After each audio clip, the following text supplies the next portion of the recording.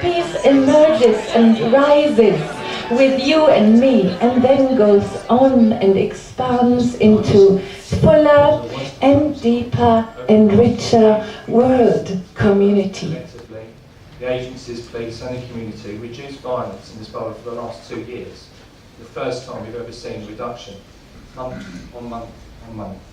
Last year, we had the biggest reduction in serious assaults in this borough nationally. And that's something we should be very proud of. We see the results of our young people, it's kind of made me happy. We're not too bad in Southwark, we're getting to somewhere. Like many other children out there that was killed like David, some of them are innocent, even some that misbehaving. Probably there's something, I believe, there's something missed in their life. There's a philosopher called Albert Camus who said, "Do not walk in front of me, for I may not follow. Do not walk behind me, because I may not lead. Walk beside me and be my friend." And for me, there are so many wonderful people in this room and in this borough. And I can't know what Grace and Terry and Torben and Wayne know, but I know that I can work with them and with all of you. And so my pledge this morning is to walk beside every resident of Southwark and to be their best possible friend. Thank you. In 1987, while negotiating the release of Western hostages in Lebanon, Terry Waite was held captive for 1,763 days, the first 4 years of which were spent in total solitary confinement.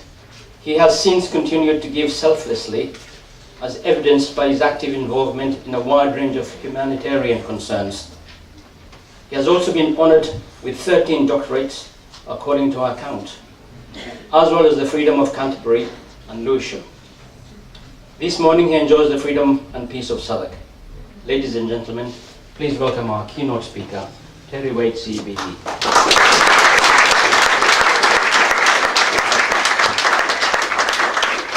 We were moved from time to time, and we were bound from head to foot in masking tape, and sometimes thrown into the boot of a car. I tell you that because it illustrates the story that when John McCarthy came out of captivity, he went to Ireland for the first time. He flew there, and when he got to the airport, he took a taxi, and the taxi driver recognised him and sat him in the front seat, and they bowled along, and then the taxi driver, with true Irish wit, turned to John and said, "Mr. McCarthy, I hope you don't mind, but would you not be more comfortable in the boot?" Well, it's a great privilege to be here and to share with you this morning and to hear such moving testimonies. A week or two ago, last week in fact, I was in the Ukraine, and I stood at the site of the Crimean War, over the valley where the 600, according to Tennyson, it was actually almost 700, but 600 went into that dreadful slaughter, onward 600, the charge of the Light Brigade. And then I stood there, as I've stood in many, many conflict zones around the world.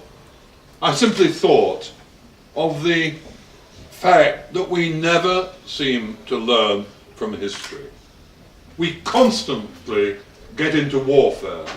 I have been, in my lifetime, pretty well in the midst of every conflict situation in modern times, going back to the Vietnam War, in the southern Philippines, in different parts of Africa and South America, throughout the world. And I've seen men and women fall into the most abysmal violence. And we know for a fact that the principal victims in warfare are women and children, and the civilian population. That's been true in Iraq, and it's true in many parts of the world.